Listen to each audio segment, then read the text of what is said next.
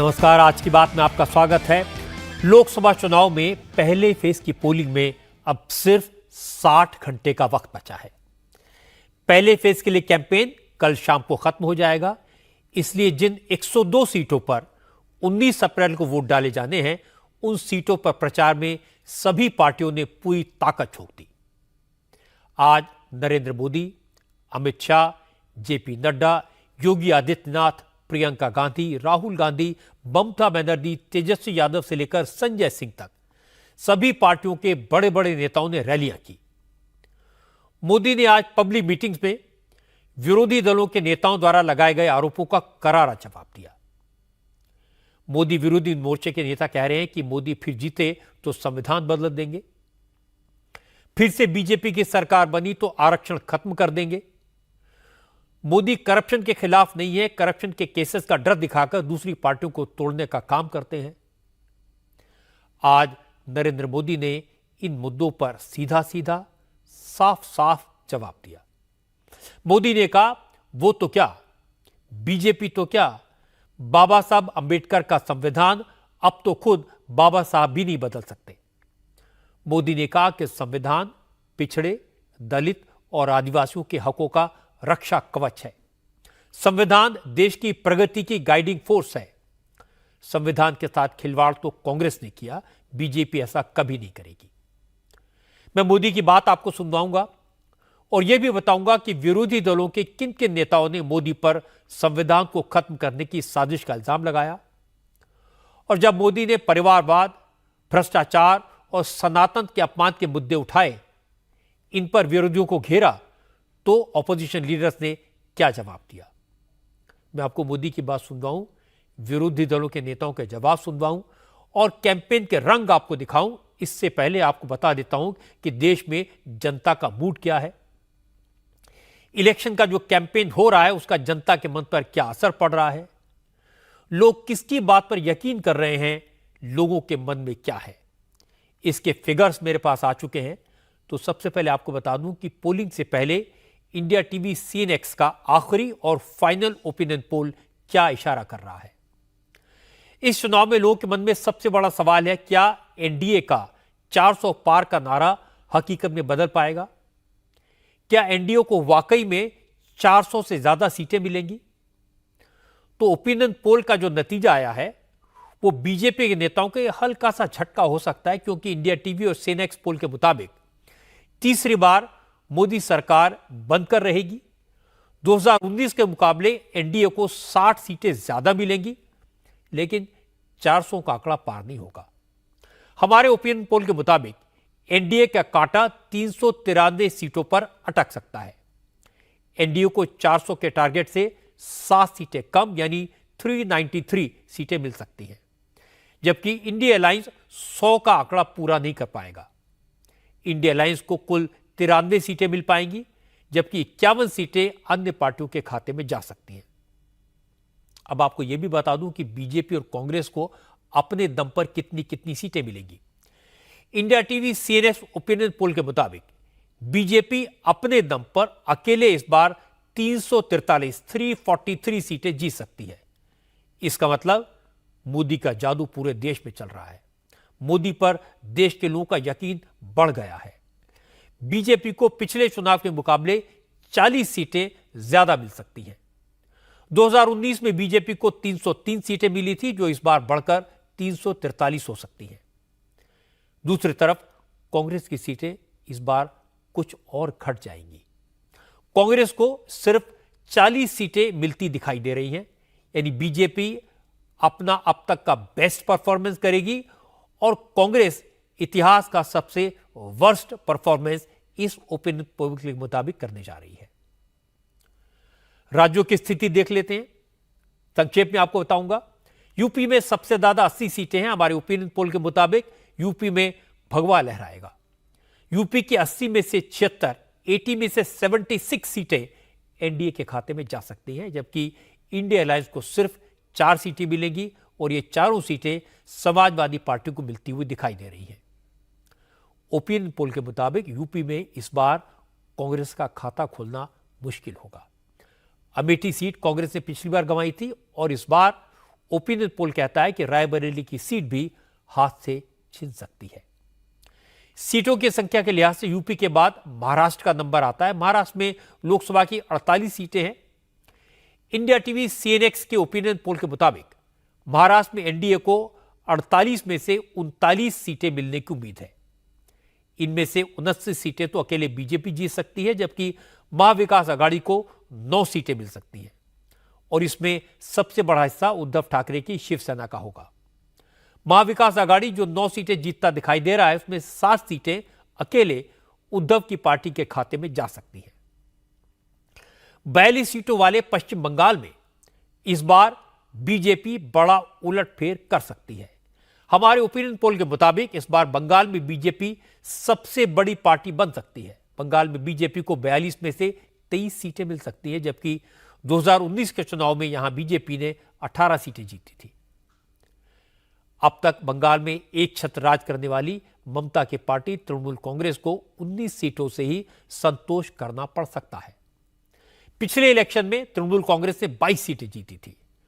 कांग्रेस को पिछले इलेक्शन में 2 सीटें मिली थी, लेकिन इस बार बंगाल में कांग्रेस का खाता खुलना मुश्किल लग रहा है। बंगाल में तो बीजेपी को फायदा हो रहा है, लेकिन बिहार में नुकसान हो सकता है। बिहार में 40 लोकसभा की सीटें हैं। हमारे ओपिनियन पोल के मुताबिक एनडीए को 33 सीटें मिलती हुई दिखाई दे रही हैं। 2019 में एनडीए को बिहार में 39 सीटें मिली थी, सिर्फ 1 सीट पर हार हुई थी, लेकिन इस बार 6 सीटों का नुकसान हो सकता है, 7 सीटों पर हार हो सकती है। इंडिया अलायंस बिहार में 7 सीटें जीत सकती है। पिछली बार लालू यादव की आरजेडी का खाता नहीं खुला था, लेकिन इस बार आरजेडी को 4 सीटें मिल सकती हैं।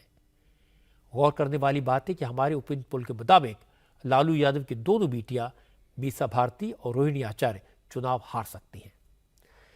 जहां तक एनडीए का सवाल है, ओपिनियन पोल के मुताबिक बिहार में बीजेपी पिछले चुनाव का प्रदर्शन दोहराएगी, लेकिन इस बार जेडीयू को 4 और चिराग पासवान के पार्टी को 2 सीटों का नुकसान हो सकता है। इसलिए एनडीए की टैली 39 से घटकर 33 पर आ सकती है। पंजाब को लेकर ओपिनियन पोल के आंकड़े हैरान करने वाले हैं। पंजाब इस बार आम आदमी पार्टी एक बार फिर बड़ी ताकत बनकर उभर सकती है। पंजाब में आम आदमी पार्टी को 13 में से 8 सीटों पर सफलता मिल सकती है। यहां बीजेपी का प्रदर्शन भी सुधर सकता है। पिछली बार पंजाब में बीजेपी को 2 सीटें मिली थी, इस बार बीजेपी अकेले अपने दम पर चुनाव लड़ रही है और उसे 3 सीटें मिल सकती हैं। ज्यादा नुकसान कांग्रेस को होगा। कांग्रेस को पंजाब में सिर्फ 1 सीट मिलती दिखाई दे रही है, जबकि सुखबीर बादल के अकाली दल को भी सिर्फ 1 सीट पर संतोष करना पड़ सकता है। सबसे चौंकाने वाले आंकड़े तमिलनाडु से आए हैं। बीजेपी तमिलनाडु में अब तक एक भी सीट नहीं जीती है, लेकिन इस बार के ओपिनियन पोल के मुताबिक इस बार तमिलनाडु में एनडीए को 6 सीटें मिल सकती हैं। इनमें से 4 सीटें बीजेपी को, जबकि उसकी सहयोगी पार्टियों को 2 सीटें मिल सकती हैं। तमिलनाडु में 39 सीटों में से डीएमके और कांग्रेस के अलायंस को 29 और एआईएडीएमके को 4 सीटें मिल सकती हैं। एक और राज्य जहां इस बार बीजेपी चौंका सकती है वो है केरल। इस बार बीजेपी को केरल में 3 सीटें मिलने का अनुमान है। कांग्रेस की अगुवाई वाले यूडीएफ गठबंधन को 11 और लेफ्ट की अगुवाई वाले एलडीएफ गठबंधन को 6 सीटें मिल सकती हैं। असल में आजकल जहां भी जाओ लोग पूछते हैं क्या नरेंद्र मोदी 400 पार करेंगे। लोग ये तो मानकर बैठे हैं कि मोदी तीसरी बार प्रधानमंत्री बनेंगे। लोग ये भी मानते हैं कि बीजेपी इस बार 300 से ज्यादा सीटें जीत सकती है, लेकिन 300 से ऊपर कितनी सीटें आएंगी इसको लेकर अलग अलग तरह के दावे हैं। सबसे इंटरेस्टिंग बात यह कि विरोधी दलों के नेता भी मानते हैं कि 2024 का चुनाव नरेंद्र मोदी बड़े आराम से जीतेंगे, विरोधी दलों का कोई चांस नहीं है। पर उनका जमीर यह मानने को तैयार नहीं है कि मोदी की जीत मोदी की लोकप्रियता के आधार पर होगी। कोई कहता है मोदी ईवीएम में गड़बड़ करके जीतेंगे, कोई कहता है सारे विरोधी दलों के नेताओं को जेल में डालकर जीतेंगे, कोई कहता है कि मोदी इसलिए जीतेंगे क्योंकि लेवल प्लेइंग फील्ड नहीं है। उनका कहना है कि विरोधी दलों के पास न चुनाव लड़ने के लिए पैसा है और न ही संवैधानिक संस्थाएं उनके साथ हैं। और यह सब कहने के बाद विरोधी दलों के नेता पूछते हैं कि मोदी को 400 सीटें क्यों चाहिए, और जवाब भी दे देते हैं कि मोदी लोकतंत्र को खत्म करना चाहते हैं। वो कहते हैं मोदी 400 सीटें जीतकर संविधान को बदलना चाहते हैं। आज नरेंद्र मोदी ने इन आरोपों का करारा जवाब दिया। आज मोदी ने कहा कि अब हार की हताशा में डूबे लोग देश में भ्रम फैलाने की कोशिश कर रहे हैं, लोगों को डराने का षड्यंत्र कर रहे हैं, अफवाहें फैला रहे हैं कि मोदी आया तो संविधान खत्म कर देगा। बीजेपी बाबा साहब अंबेडकर के संविधान को खत्म करना चाहती है। मोदी ने आज 4 पब्लिक मीटिंग्स की, 2 बिहार में, 2 बंगाल में। पूर्णिया में मोदी ने कहा उनकी सरकार ने तो संविधान को सर्वोपरि रखा है। इस साल संविधान लागू होने के 75 साल पूरे हो रहे हैं। सरकार ने जैसे आजादी का अमृत महोत्सव बनाया, उसी तरह संविधान लागू होने का उत्सव भी मनाएगी। मोदी ने कहा जो लोग संविधान को खत्म करने की अफवाह फैला रहे हैं, हकीकत तो यह है कि बाबा साहब अंबेडकर का अपमान उन्हीं पार्टियों ने किया। उन्हीं पार्टियों ने इमरजेंसी लगाकर संविधान को सस्पेंड किया था। मोदी ने कहा उनके लिए तो संविधान सबसे ऊपर है। उन्होंने संविधान को देश के हर घर, हर परिवार तक ले जाने का संकल्प लिया है। हमारी ही सरकार ने देश में संविधान दिवस मनाने की शुरुआत की और ये वर्ष तो बहुत विशेष है। इस साल संविधान के 75 वर्ष की शुरुआत हो रही है। हमने तय किया है हम देश के कोने कोने में बाबा साहब के संविधान की भावना को लेकर जाएंगे। देश की युवा पीढ़ी को देश की गौरवशाली संविधान के निर्माण की प्रक्रिया, उसके अध्याय, उसका महत्व बताएंगे। लेकिन दूसरी तरफ वो लोग हैं जिन्होंने आपातकाल में संविधान को रद्द करने, संविधान को बंधक बनाने और संविधान को तोड़ने मरोड़ने का काम किया था। हमें याद रखना है जो लोग सत्तावर सरकार को एक परिवार की मुट्ठी में रखना चाहते हैं, संविधान उनकी आंखों में हमेशा खटकता है। इसलिए अब ये लोग संवैधानिक व्यवस्था से हुए चुनाव के नतीजों को अस्वीकार करने की धमकी देने लगे हैं। लेकिन इनके मंसूबे कामयाब न हो। संविधान दलित, पिछड़ा, आदिवासी की ताकत बना रहे, इसके लिए हमें एकजुट होकर साथ खड़े रहना है। इससे पहले बिहार के गया में भी मोदी ने इसी मुद्दे पर बात की। प्रधानमंत्री ने कहा पिछले 30 साल में बीजेपी केंद्र से लेकर कई राज्यों में सत्ता में रही, लेकिन बीजेपी ने संविधान पर कभी आंच नहीं आने दी। मोदी ने कहा कि विपक्ष के लिए संविधान राजनीति का हथकंडा है, लेकिन उनके लिए संविधान विकसित भारत बनाने का मार्गदर्शक है। मोदी ने कहा वो तो क्या, खुद बाबा साहब अंबेडकर भी अब संविधान को नहीं बदल सकते। इनको पता होना चाहिए ये जो संविधान सभा थी, डॉक्टर राजेंद्र बाबू नेतृत्व करते थे।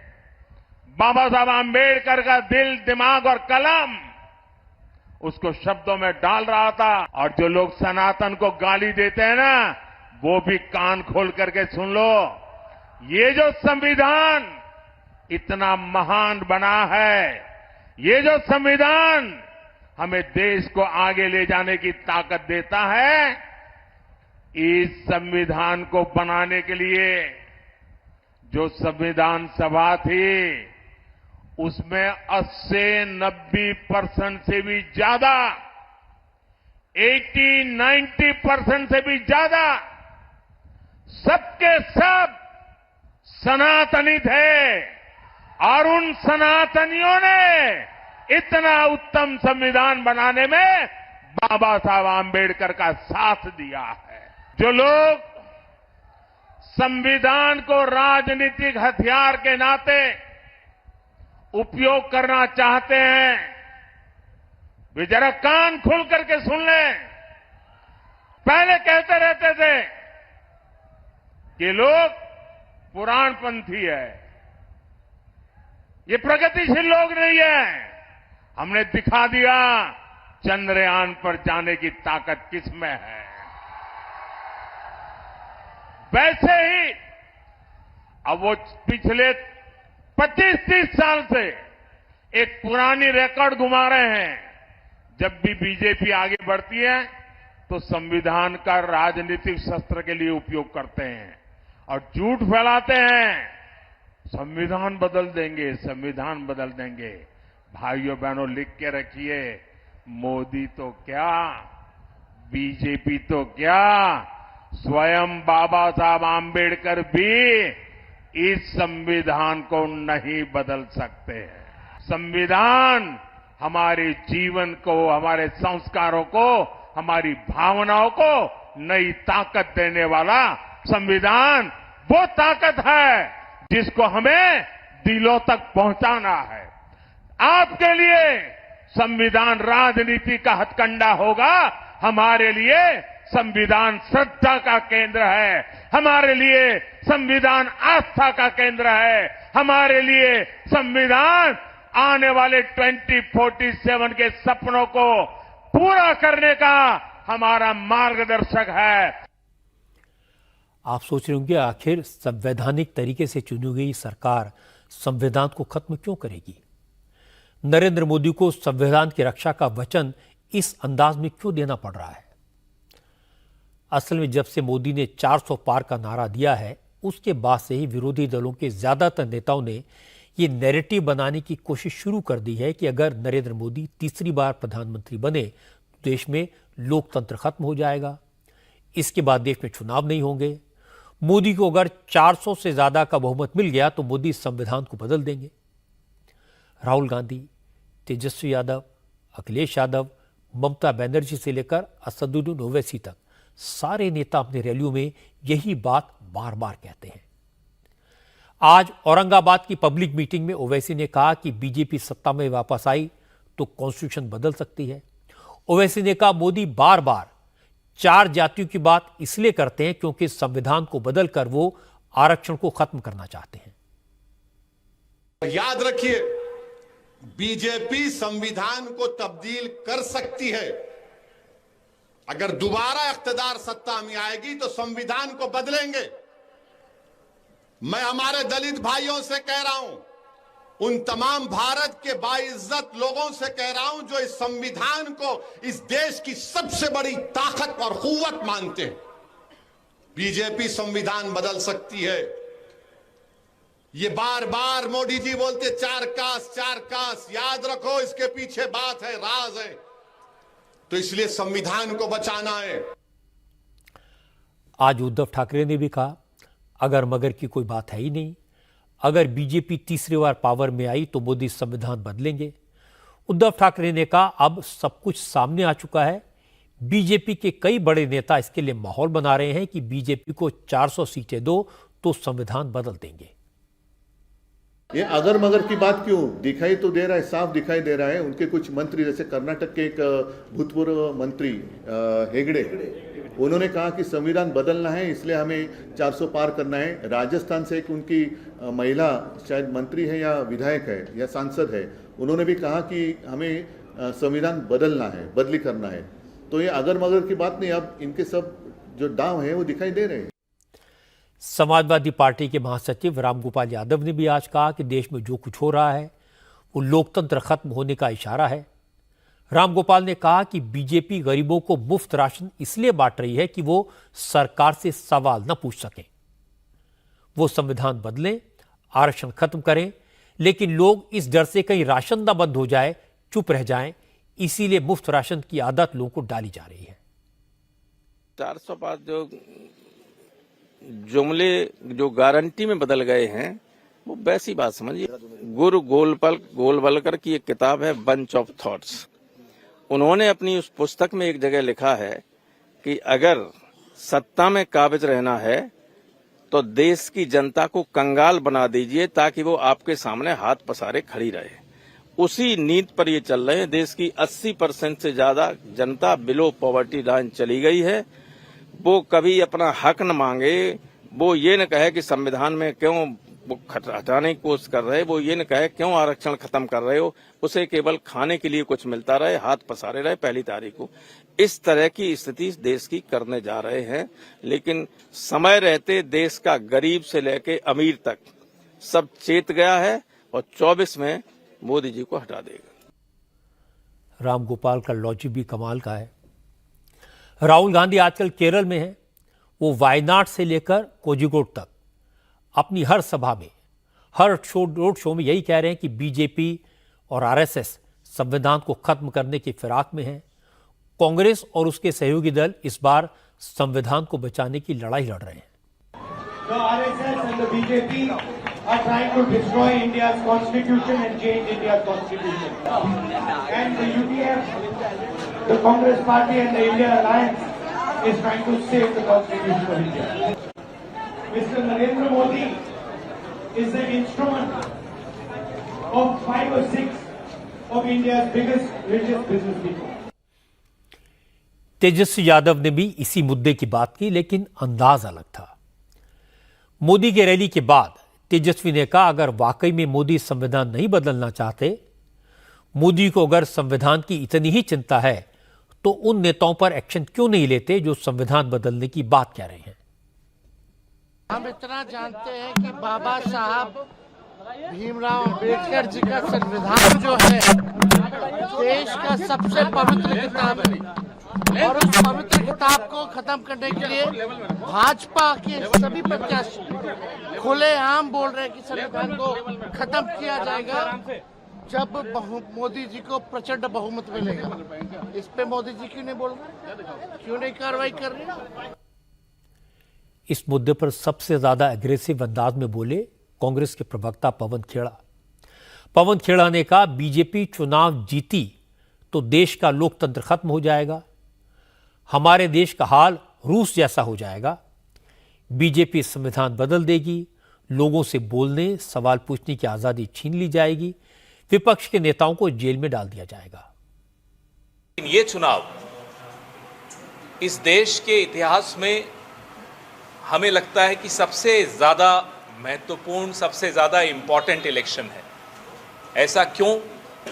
क्योंकि लोगों के मन में एक डर है कि अगर इस चुनाव में फिर से भारतीय जनता पार्टी जीत जाती है तो शायद उसके बाद कभी चुनाव नहीं होंगे, डेमोक्रेसी खत्म कर देंगे, या फिर रशिया जैसी डेमोक्रेसी आ जाएगी जो कि है ही नहीं एक तरह से।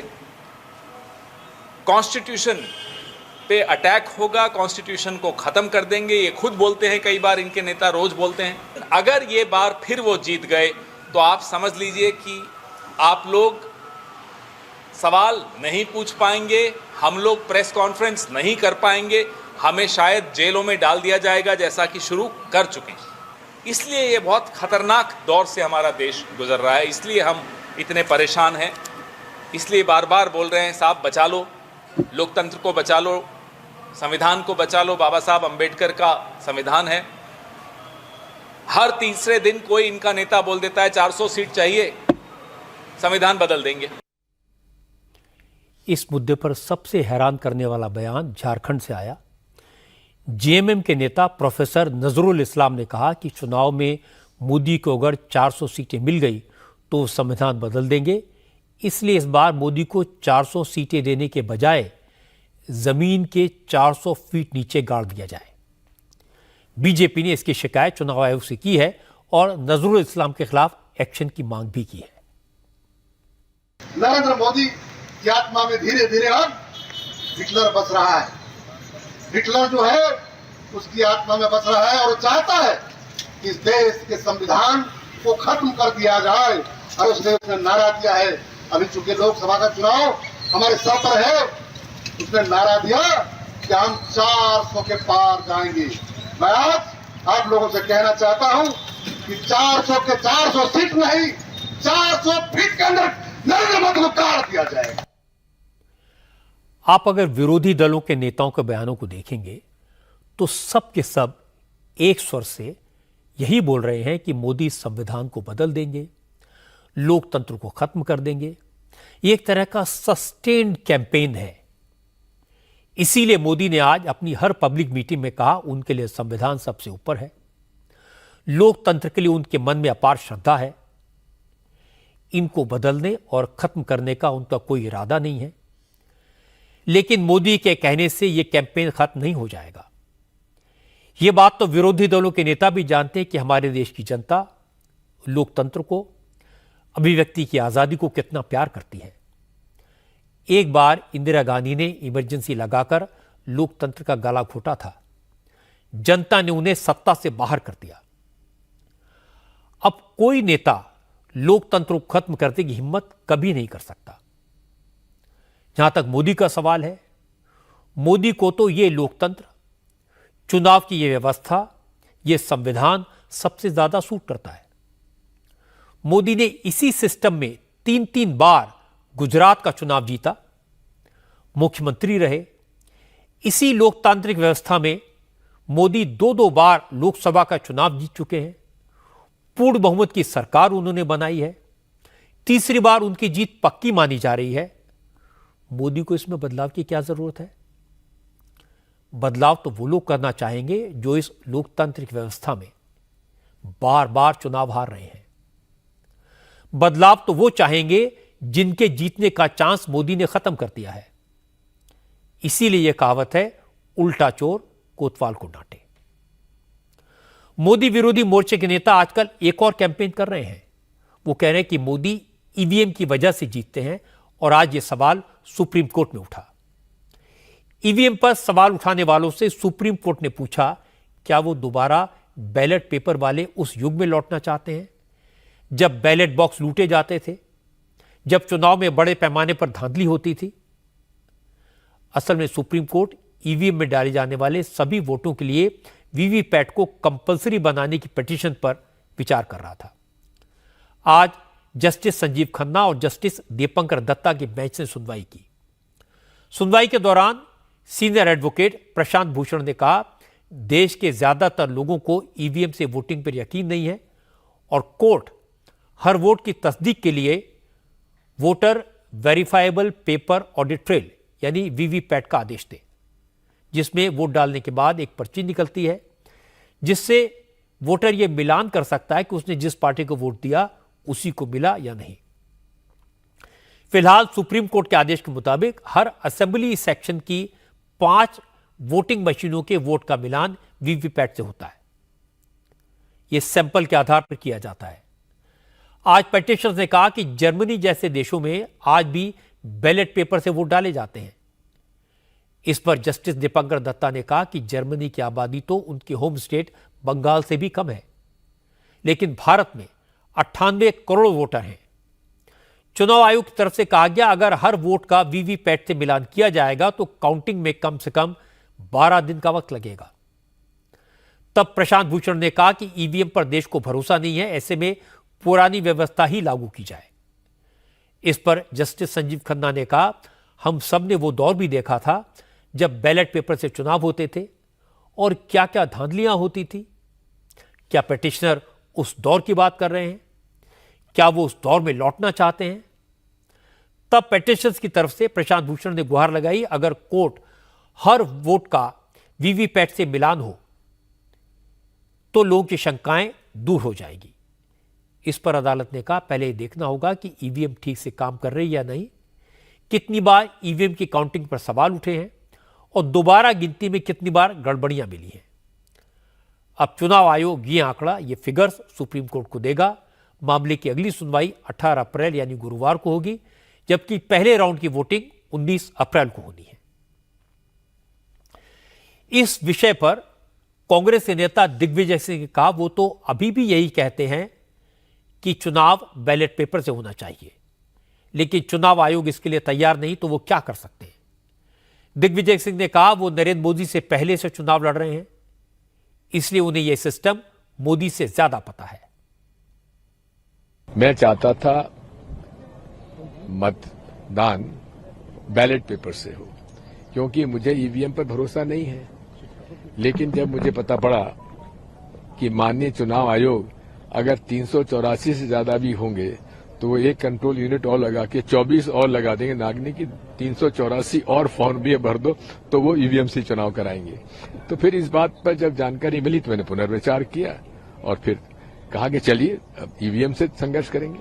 नरेंद्र मोदी जी ने पहला चुनाव लड़ा 2002 में, मैं चुनाव 1977 से लड़ रहा हूं, मैं जानता हूं क्या है क्या नहीं है। कांग्रेस ईवीएम पर सवाल तो पिछले 5 साल से उठा रही है। इस चुनाव से पहले दिग्विजय ने ईवीएम का मुद्दा उठाया था, फिर कांग्रेस का डेलीगेशन चुनाव आयोग से मिला, इसके बाद सुप्रीम कोर्ट में केस फाइल किया गया। यह सब चुनावी रणनीति का हिस्सा है। असल में ईवीएम का विरोध करने वाले एंटी मोदी मोर्चे के नेता जानते हैं कि 18 करोड़ वोट का वीवीपैट की पर्ची से मैन्युअली मिलान करना प्रैक्टिकली पॉसिबल नहीं होगा, और अगर ऐसा करने की कोशिश की गई तो कम से कम इस चुनाव में तो ये संभव नहीं है, क्योंकि चुनाव की प्रक्रिया शुरू हो चुकी है। 19 अप्रैल को वोटिंग होनी है, इतने कम वक्त में कुछ नहीं हो पाएगा। लेकिन चूंकि माहौल बनाना है, इसलिए अभी से ईवीएम का मुद्दा उठाओ, वीवीपैट की पर्चियों से मिलान की मांग करो, जिससे नतीजे आने के बाद यह कहा जा सके कि हम इसलिए हारे क्योंकि ईवीएम में गड़बड़ हुई। जो कहना है उसका ग्राउंड अभी से तैयार किया जाए। इसीलिए नरेंद्र मोदी ने कहा कि यह सब हार के बहाने खोजने की कवायद है और कुछ नहीं। मोदी और विरोधी दलों के नेताओं में यही एक बड़ा फर्क है। विरोधी दलों के नेता वो मुद्दे उठाते हैं जिनसे जनता को फर्क नहीं पड़ता, और मोदी विरोधियों की वो नस दबाते हैं जहां दर्द सबसे ज्यादा होता है। आज बिहार और बंगाल की रैलियों में मोदी ने यही किया। परिवारवाद और करप्शन के इशू पर विरोधियों से जवाब मांगा और उनके पास कोई जवाब नहीं है। यह मसला बिहार, बंगाल से लेकर यूपी तक विरोधी दलों को परेशान करता है। इसीलिए आज मोदी ने पूर्णिया की रैली में परिवारवाद की बात की। मोदी ने कहा, लालू को अपने परिवार के आगे पीछे कुछ नहीं दिखता। उनकी नजर में परिवार का विकास ही बिहार का विकास है। एक समय था जब केंद्र की सरकारें बिहार को पिछड़ा कहकर पीछा छुड़ा लेती थी। वो लोग हैं जिन्होंने आपातकाल में संविधान को रद्द करने, संविधान को बंधक बनाने और संविधान को तोड़ने मरोड़ने का काम किया था। हमें याद रखना है, जो लोग सत्तावर सरकार को एक परिवार की मुट्ठी में रखना चाहते हैं, संविधान उनकी आंखों में हमेशा खटकता है। इसलिए अब ये लोग संवैधानिक व्यवस्था से हुए चुनाव के नतीजों को अस्वीकार करने की धमकी देने लगे हैं। लेकिन इनके मंसूबे कामयाब न हो। संविधान दलित, पिछड़ा, आदिवासी की ताकत बना रहे, इसके लिए हमें एकजुट होकर साथ खड़े रहना है। मोदी का तीर निशाने पर लगा। लालू की बेटी मीसा भारती और तेजस्वी यादव दोनों ने तुरंत जवाब दिया। मीसा ने कहा, मोदी अगर मुद्दों की बात क्यों नहीं करते, उन्होंने जो वादे किए हैं उनका जवाब क्यों नहीं देते। मोदी सिर्फ दूसरों के परिवारों पर अटैक करके जनता का ध्यान भटकाना चाहते हैं। कुछ भाषण में कुछ भी नहीं था। कितना, 1 मिनट का था कि आधे मिनट का भाषण था प्रधानमंत्री जी का? आधा घंटा खाली मेरे परिवार के बारे में बोले। रोजगार की बात क्यों नहीं कर रहे हैं प्रधानमंत्री जी? किसानों की एमएसपी की बात क्यों नहीं कर रहे हैं? आय दुगनी करने की बात क्यों नहीं कर रहे हैं? महंगाई कम करने की बात क्यों नहीं कर रहे हैं? तो ये सब बात क्यों नहीं कर रहे हैं? अब परिवार पे किस लिए बोल रहे हैं? मांझी जी किसके परिवार के हैं? परिवारवाद पे क्यों बोल रहे हैं प्रधानमंत्री जी?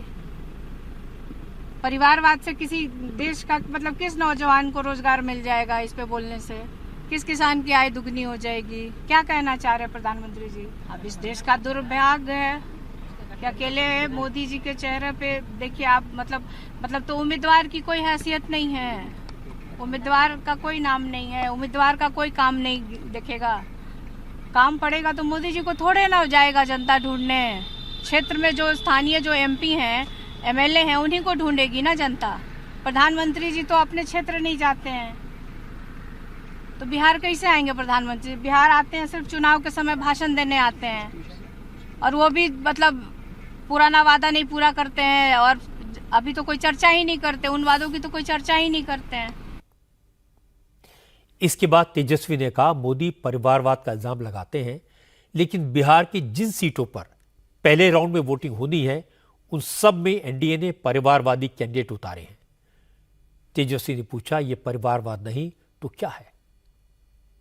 खाली बोलता है ऊपर देख के वोट करो, मोदी जी गरीब के नीचे देखबे नहीं करते तो ऊपर देख के वोट करो। बता, मोदी जी गरीब पे देखते हैं, नीचे देखते हैं?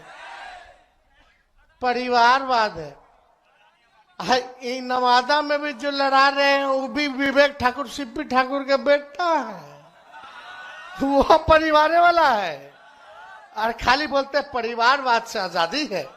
अरे अपने घर से शुरुआत करो ना मोदी जी, फिर हमारे बारे में बात करना है। दो एफिडेविट लिख के कि किसी परिवार वाला के साथ मांझी जी के साथ गठबंधन हो, उनका बेटा भी था एमएलसी, उनकी समधन एमएलए, क्या हम बताएं?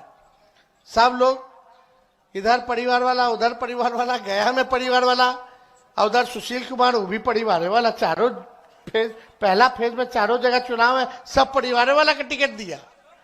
अब बोलते कि परिवारवाद खत्म करो। भ्रष्टाचार के बारे में बोलते हैं। लालू जी 90,000 करोड़ का मुनाफा दिए, कोई दिया आज तक रेलवे में? सारा कूली के परमानेंट कर दिए पूरा भारत भर में। कुल्हड़ में चाय चलाते थे ताकि कहार भाई लोग का घर चलता रहे। क्या क्या काम नहीं किए। अरे जो है ये लोग खाली जुमला, सीबीआई ईडी इनकम टैक्स लगवा देगा, इसलिए ये लोग के चक्कर में नहीं पड़े के बाद। अब समय कम है, चुपचाप चुपचाप चुपचाप।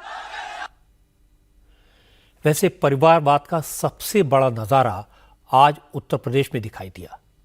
मौका था मैनपुरी सीट से समाजवादी पार्टी की उम्मीदवार डिंपल यादव के नॉमिनेशन का। डिंपल का पर्चा भरवाने के लिए मुलायम सिंह यादव का पूरा खानदान मौजूद था।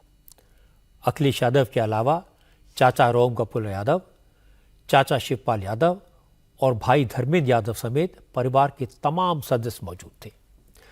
क्योंकि अखिलेश यादव कह चुके हैं कि इस बार परिवार के लोग को टिकट देने में उन्होंने रिकॉर्ड तोड़ दिया, इसीलिए आज योगी आदित्यनाथ ने अपनी पब्लिक मीटिंग्स में कहा, बीजेपी का नारा है नेशन फर्स्ट और समाजवादी पार्टी का नारा है फैमिली फर्स्ट, और जनता अच्छी तरह जानती है किसका चुनाव करना है। योगी की यह बात अखिलेश यादव को बुरी लग गई। उन्होंने कहा, जो लोग नेशन फर्स्ट की बात कर रहे हैं वो तो अमेरिका की नकल कर रहे हैं। वो लोग उनके परिवार की चिंता करें, बस सड़कों से जानवर हटा दें, फिर बाकी विकास के दावे करें। राम गोपाल तो योगी और मोदी के हमलों से इतने नाराज हो गए, उन्होंने यहां तक कह दिया कि योगी मोदी के बच्चे नहीं हैं, इन दोनों का परिवार नहीं है, तो इसमें उनका क्या कसूर? योगी मोदी का परिवार नहीं है, इसलिए वो क्या जाने परिवार होता क्या है। परिवारवाद एक ऐसा इशू है जिसका विरोधी दलों के नेताओं के पास कोई जवाब नहीं है। लालू यादव, उनकी पत्नी, उनके 2 बेटे, उनकी 2 बेटियां सब या तो चुनाव लड़ रहे हैं या कैंपेन कर रहे हैं। राजनीति में अखिलेश यादव, उनकी वाइफ, उनके चाचा, उनका भतीजा, उनके भाई सब चुनाव के मैदान में हैं। सोनिया गांधी, राहुल गांधी, प्रियंका गांधी तीनों एक्टिव पॉलिटिक्स में हैं। चौथे मेंबर राहुल वाड्रा बड़ी बेताबी से अपना इंतजार कर रहे हैं। स्टालिन, पवार, ठाकरे ये सब परिवार भी राजनीति में हैं। चुनाव के मैदान में या तो लड़ रहे हैं या चुनाव लड़वा रहे हैं। इसीलिए इस मुद्दे पर वो क्या बोल सकते हैं। वैसे आज परिवारवाद की एंट्री आम आदमी पार्टी में भी हो गई। आज अरविंद केजरीवाल की वाइफ सुनीता केजरीवाल की आम आदमी पार्टी में ऑफिशियल एंट्री दिखाई दी। आम आदमी पार्टी ने अपने स्टार कैंपेनर्स की जो लिस्ट जारी की है उसमें केजरीवाल के बाद दूसरे नंबर पर सुनीता केजरीवाल का नाम है। दिल्ली सरकार में मंत्री गोपाल राय ने कहा, चूंकि केजरीवाल जेल में है इसलिए उनका संदेश सुनीता केजरीवाल देश भर में लेकर जाएंगी। आम आदमी पार्टी के इस लिस्ट में अरविंद केजरीवाल, मनीष सिसोदिया और सत्येंद्र जैन का नाम भी है। ये तीनों फिलहाल जेल में हैं। जिस दिन केजरीवाल की गिरफ्तारी हुई थी उसी दिन मैंने कहा था कि अब सुनीता केजरीवाल की राजनीति में एंट्री होगी, वो कैंपेन की कमान संभालेंगी। और आज आम आदमी पार्टी ने कैंपेनर्स की लिस्ट में उनका नाम केजरीवाल के बाद रखा। लेकिन आपके मन में यह सवाल उठ सकता है कि केजरीवाल, मनीष सिसोदिया और सत्येंद्र जैन के नाम स्टार कैंपेनर्स की लिस्ट में क्यों रखे गए? ये तीनों तो जेल में हैं। तो इसकी दो वजह हैं। एक तो चुनावी सभाओं में आम आदमी पार्टी के नेता यही कहेंगे कि बीजेपी ने केजरीवाल को गिरफ्तार करके कैंपेन से दूर कर दिया, इसलिए वो नहीं आ पाए। सुनीता केजरीवाल अपने पति अरविंद केजरीवाल का मैसेज लाई है, इससे सिंपैथी मिल सकती है।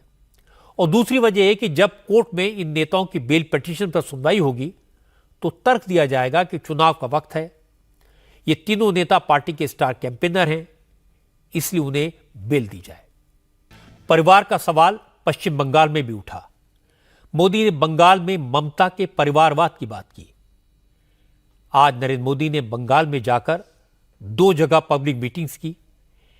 पहली रैली बालूर घाट में हुई और दूसरी रायगंज में। और दोनों रैलियों में मोदी ने करप्शन का इशू उठाया, टोलेबाज टैक्स की बात की और ममता पर तुष्टीकरण का, अपीजमेंट का इल्जाम लगाया। मोदी ने रामनवमी के जुलूस पर पत्थरबाजी की घटनाओं का जिक्र किया। दुर्गा पूजा के वक्त मूर्ति विसर्जन पर पाबंदी की याद दिलाई। और इसके बाद मोदी ने कहा, कल रामनवमी है और ममता ने इस बार भी रामनवमी मनाने पर रोक लगाने की कोशिश की, लेकिन कामयाब नहीं हो पाई। आज महाअष्टमी का पर्व है और कल पूरा देश रामनवमी मनाने जा रहा है। और ये बार ये रामनवमी भी खास है, ये नवरात्रि भी खास है और ये बांग्ला नववर्ष भी खास है। ये पहली रामनवमी है जब अयोध्या में भव्य राम मंदिर में राम लला विराजमान हो चुके हैं। मुझे पता है टीएमसी ने हमेशा की तरह यहां रामनवमी उत्सव को रोकने की पूरी कोशिश की, सारे षड्यंत्र किए, लेकिन जीत सत्य की ही होती है।